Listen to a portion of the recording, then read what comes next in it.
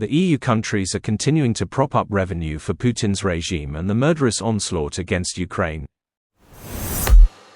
The EU's State of the Energy Union Report 2024, published on September 11, 2024, sets out that the EU is trying to quickly replace Russian gas supply and ensure Europe's energy security in the short-medium term. To do so, the EU has reached out to other international suppliers. Norway and the US have become the EU's largest gas suppliers, for pipeline and LNG gas respectively, providing 34% and 18% of EU gas imports in the first half of 2024. The EU claims that a record of 12 new LNG terminals and 6 expansion projects of existing terminals have been commissioned between 2022 and 2024. Overall, these are expected to increase the EU's LNG import capacity by 70 BCM to 284 BCM by 2024.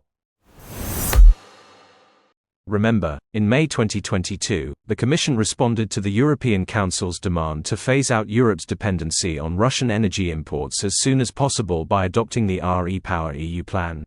The objective was to rapidly reduce the EU's dependence on Russian fossil fuels, not only by saving energy and diversifying our supplies, but especially working towards the long-term objective to fast-forward the clean transition via the acceleration of renewables deployment and energy efficiency measures, joining forces to achieve a more resilient energy system and a true energy union. Immediate actions focused on saving energy and enhancing energy efficiency as the cleanest and cheapest way to address the energy crisis. Actions undertaken under REPowerEU allowed one of the steepest gas demand decline in history. In parallel to EU sanctions banning seaborne imports of Russian crude oil and refined petroleum products, 12 as well as Russian coal, imports of Russian gas, pipeline and ING, dropped from a 45% share of overall EU gas imports in 2021 to only 18% in the first half of 2024.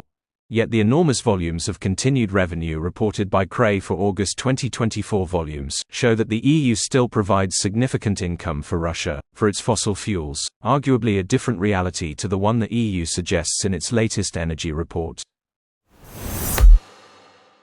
The ongoing purchase of Russian fossil fuels by EU countries, despite sanctions, highlights the complexities and contradictions within Europe's energy policy and its efforts to reduce dependence on Russian energy amid the Ukraine conflict. Several key points arise. The EU's decision to exempt certain Russian fossil fuels from sanctions, particularly crude oil imported through the southern branch of the Druzhba pipeline to Hungary, Slovakia, and the Czech Republic, demonstrates the difficulty of fully severing ties with Russian energy. These exemptions likely stem from the fact that many of these countries, especially landlocked ones like Hungary, Slovakia, and the Czech Republic, have limited alternatives to replace Russian fossil fuel imports. In August, the top 5 largest Russian fossil fuel importing countries in the EU paid Russia a total of €1.2 billion for their imports. The EU has granted an exemption for Russian crude oil imported through the southern branch of the Druzhba pipeline to Hungary, Slovakia, and the Czech Republic. Russian pipeline gas and liquefied natural gas, LNG, also remain unsanctioned. Hungary was the largest importer of Russian fossil fuels within the EU, importing fossil fuels worth €369 million. Their August imports included crude oil via pipeline valued at €155 million and gas valued at €214 million. France, the second largest buyer within the EU, exclusively imported LNG worth €219 million. Slovakia was the third largest importer of Russian fossil fuels within the EU, importing pipeline oil and gas worth €61 million and €130 million, respectively. Austria exclusively imported pipeline gas worth €177 million. Italy, the fifth largest buyer within the EU, imported Russian pipeline gas valued at €174 million. LNG, the EU was the largest buyer, purchasing 50% of Russia's LNG exports, followed by China, 21%, and Japan, 18%. Pipeline gas, the EU was the largest buyer, purchasing 40% of Russia's pipeline gas, followed by China, 28%, and Turkey, 25%. Globally, the revenue streams have seen marginal drops. In August 2024, Russia's monthly fossil fuel export revenues dropped 8% to €636 million per day, marking the fifth consecutive month of decline. Revenues from seaborne crude oil, €186 million per day, dropped 14% month-on-month. A significant reason for this drop was an 8% drop in the volume of exports. Meanwhile, revenues from crude oil via pipeline, €77 million per day, dropped by 4% in August. Russian revenues from seaborne oil product exports declined 7% month-on-month, dropping to €206 million per day. LNG export revenues increased by 55% month-on-month to €42 million per day. Russia benefited from a 4% month-on-month rise in revenues from pipeline gas to €73 million per day. Russian revenues from coal exports dropped 28% month-on-month to €49 million per day, the fifth consecutive month they've dropped. Coal. From the 5th of December 2022 until the end of August 2024, China purchased 45% of all Russia's coal exports, followed by India, 18%. Turkey, 10%, South Korea, 10%, and Taiwan, 5%, round off the top 5 buyers list. Crude oil. China has bought 47% of Russia's crude exports, followed by India, 37%, the EU, 6%, and Turkey, 6%. Oil products. Turkey, the largest buyer, has purchased 24% of Russia's oil product exports, followed by China, 12%, and Brazil, 11%. Contrary to Crea's report showing a decline in fossil fuel revenues, Reuters reports on September 6, 2024 that Russia's economy ministry has revised up its 2024 forecasts for export sales of oil and gas, key sources of budget revenues, by $17.4 billion from the previous estimate to $239.7 billion thanks to a more positive price outlook, a document seen by Reuters showed. Infrastructure and energy dependency mean that abruptly cutting off Russian oil and gas could severely impact their economies. Hungary stands out as the largest importer of Russian fossil fuels, with its imports totaling €369 million in August, including significant purchases of crude oil and gas. Hungary's government, under Prime Minister Viktor Orbán, has maintained a more conciliatory approach toward Russia compared to other EU nations.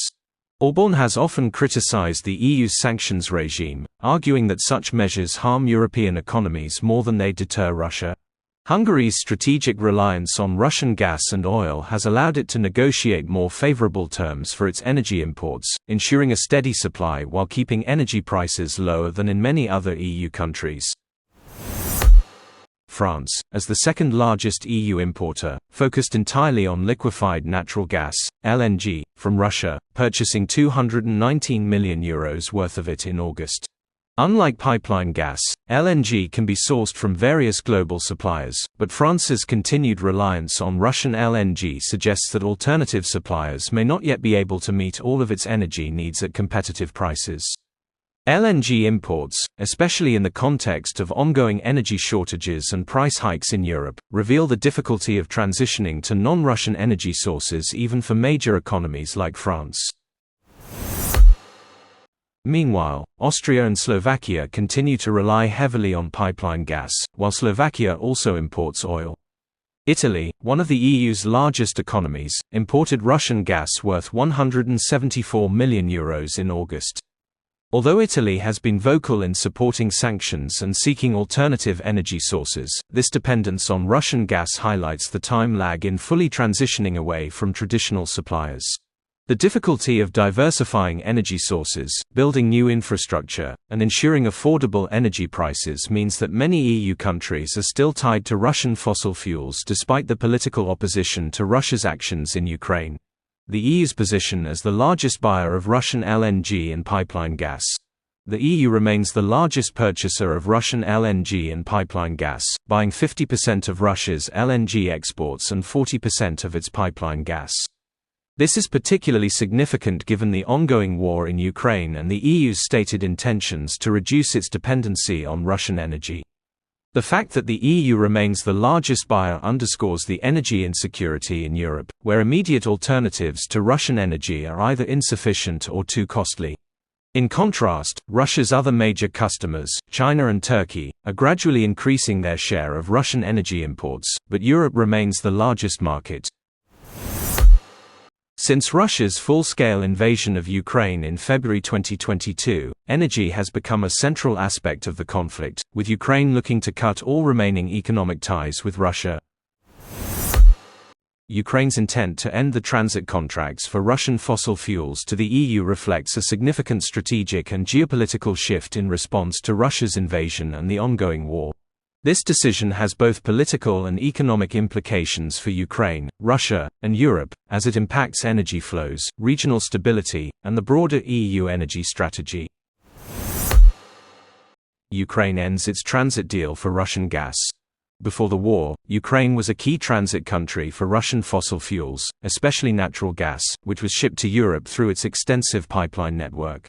Despite the war, Ukraine has continued to allow Russian gas to flow through its territory, primarily because of existing contracts and the importance of transit fees for its economy.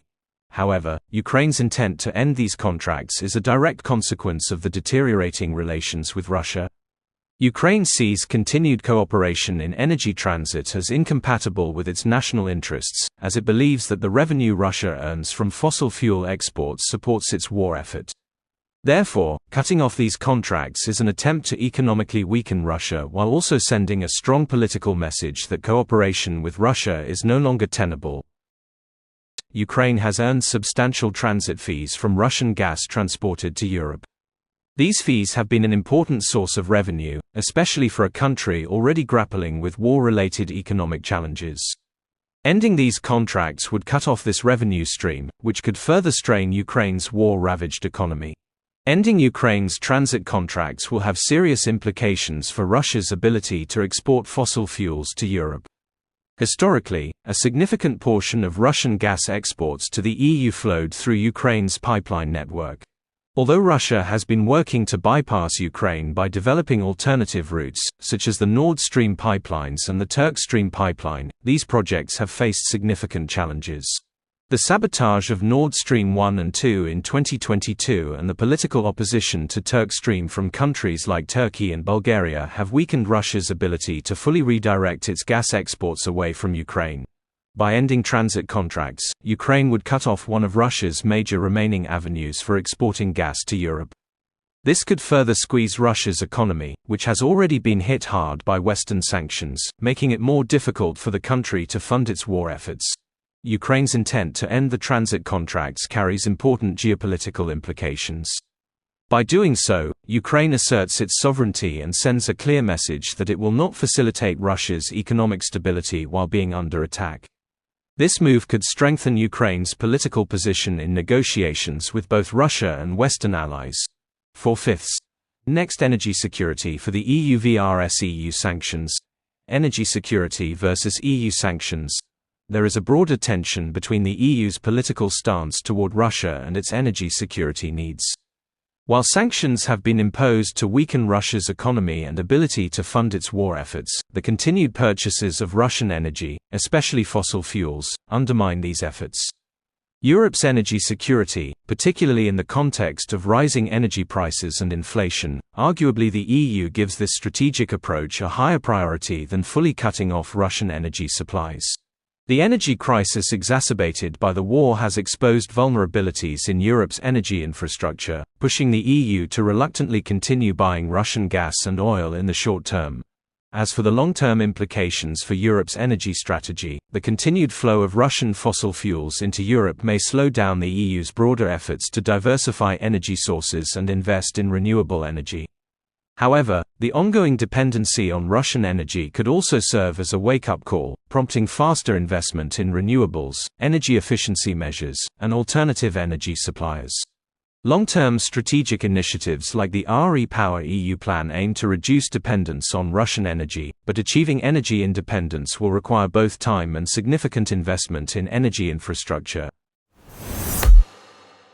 The improved expectations for Russia's oil and gas business underscore how the West has struggled to inflict lasting damage on Russia's economy through unprecedented sanctions, including oil price caps and import restrictions, over Moscow's war with Ukraine.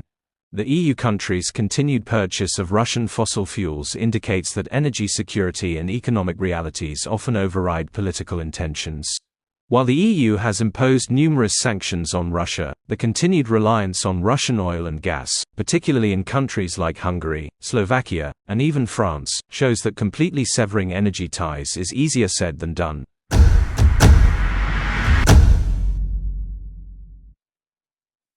I self-fund my equipment, research and subscription costs.